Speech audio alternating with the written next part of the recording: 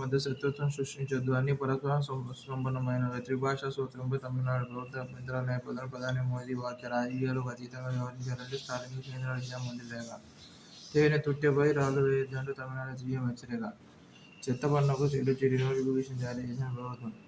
2024 December 31 నుంచి చెత్త పన్ను రద్దు అమల్లోకి వచ్చినట్లుగా పురపాలక పట్టణాభివృద్ధి శాఖ శుక్రవారం ఉత్తర్వులు జారీ చేసింది. చెత్త పన్ను కొరతను నిలిపివేస్తూ 2024 డిసెంబర్లో కూటమి ప్రభుత్వం తీసుకొచ్చిన మున్సిపల్ చట్ట సవరణ అసెంబ్లీ ఆమోదించింది. 4 ఏళ్ల డిగ్రీ చదివితే బీఈడీ కోర్సు ఏడాదే. ముసాయిదా నిబంధనలు విడుదల చేసిన ఎన్సీటీఈ. ఫాల్కన్ స్కామ్పై ఈసీఐఆర్ నమోదు. 850 కోట్ల మళ్లింపు ఈడీ ఆరా. ఇన్వాయిస్ డిస్కౌంటింగ్ పేరిట సుమారు 609 మందికి చుట్టుకు పెట్టిన ఫాల్కన్ స్కామ్పై ఎన్ఫోర్స్మెంట్ డైరెక్టరేట్ కేసు నమోదు చేసింది. ఎన్ఫోర్స్మెంట్ కేసు ఇన్ఫర్మేషన్ రిపోర్ట్ నమోదు చేసి దర్యాప్తు ఆరంభించింది.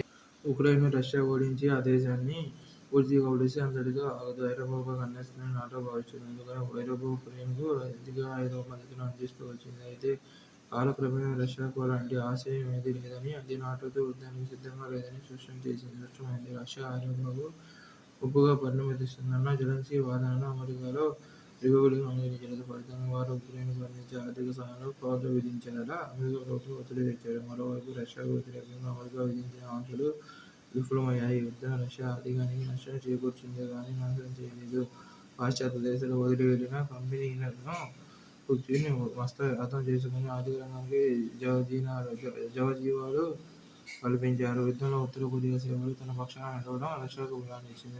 పుతిన్ తన దేశ ప్రజలను పెద్ద సంఖ్యలో సైన్యంలోకి చేర్చుకోవాల్సిన అవసరం లేకుండా చేసింది. రష్యాలో ఆజ్ఞాపింపుకు చెందిన ప్రిగోజిన్ తిరుగుబాటు చేయడం పుతిన్కి కొంత ఆందోళన కలిగించింది. కానీ ప్రిగోజిన్ ఒక విమాన ప్రమాదంలో మరణించడంతో సమస్య మరిగింది. అమెరికా అధికార పగ్గాలను ట్రంప్ చేపట్టడంతో ఉక్రెయిన్కు మద్దతు క్షీణిస్తుంది. యుద్ధం ప్రారంభమైన నాటి నుంచి ఇప్పటివరకు ఉక్రెయిన్ 20% భూభాగం నష్టపోయింది. ఇది ఇక ఎన్నటికీ రష్యా నుంచి తిరిగి పొందలేమని జెలెన్స్కీ బాగా తెలుసు. ఇదంతా యుద్ధంగా కొనసాగాలా వద్దా అని ఆయన ఆలోచించేలా చేస్తుంది. జాతీయ న్యాయ సమాచార గ్రిడ్ ప్రకారం హైకోర్టు దగ్గర 18.28 లక్షల క్రిమినల్ కేసులతో పాటు మొత్తం 62.39 లక్షల కేసులు అపరిష్కృతంగా ఉన్నాయి. హైకోర్టులపై భారం తగ్గింది. సుప్రీంకోర్టు తాత్కాలిక న్యాయమూర్తుల నియామకమై జనవరి నెలలో ప్రొసీడింగ్లు ఊపింది. 9.2 కోట్ల చేనేత వస్త్రాల విక్రయానికి ఆప్కో కో-ఆప్టెక్స్ ఒప్పందం. ఏపీ, తమిళనాడు మంత్రుల సవితా గాంధీ ఆస్తుల పత్రాల మార్పు.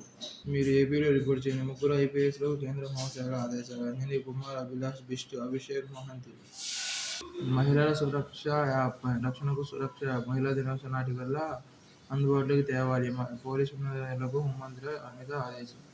దేశానికి ప్రపంచ స్థాయి నాయకులు అవసరం. సోల్ సదస్సులో ప్రధాని మోదీ ఉద్ఘాటన. ప్రతి రంగంలో దేశానికి ప్రతి రంగంలో ప్రపంచ స్థాయి శక్తి సామర్థ్యాలు ఉన్న నాయకులు అవసరం ఉందని ప్రధాని మోదీ శుక్రవారం అన్నారు. భారత ప్రయోజనాలను ప్రాధాన్యం మీద ప్రపంచ స్థాయి పరిష్కారం చూపగల సత్తా ఉండాలని స్కూల్ ఆఫ్ అల్టిమేట్ లీడర్షిప్ నిర్వహించిన సదస్సులో ఆయన పేర్కొన్నారు. తెల్ల బియ్యం తిన్నా షుగర్ పెరగదు. నెమ్మదిగా జీర్ణమయ్యే 2 ప్రత్యేక వరి వంగడాలపై ఇరి గురి.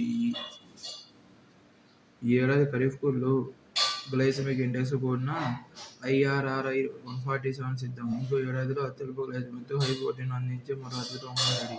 ఫిలిప్పీన్స్లోని అంతర్జాతీయ వరి పరిశోధన సంస్థ ఇరిలో పూర్తి కావచ్చిన తుది ప్రయోగాలు. ఎస్బీఐ నూతన డైరెక్టర్ కాష్ పటేల్ హెచ్చరిక. పటేల్ నామినేషన్కు 51-49 ఓట్ల తేడాతో సెనెట్ ఆమోదం. బాలీవుడ్ స్టైల్లో స్వగంధం పలికిన వైరస్. చైనాలో మరో మహమ్మారి. గబ్బిలాల నుంచి పుట్టుకొచ్చిన కొత్త వైరస్. పెరుగుతున్న SKU5CO2 కేసులు. SKU5CO2 కేసులు. అంగారోగ్యపై నిర్మాణాలకు నీటి రహిత కాంక్రీట్ అభివృద్ధి చేస్తున్న ఐఐటీ చెన్నై బృందం. Super memory. జ్ఞాపక శక్తిలో భారతీయ విద్యార్థి ఘనత. 13.5 80 సంఖ్యల మననం. మెమోరీ లీగ్ వరల్డ్ ఛాంపియన్షిప్ 2025ను సొంతం చేసుకున్న పుదుచ్చేరి విద్యార్థి రాజ్ కుమార్.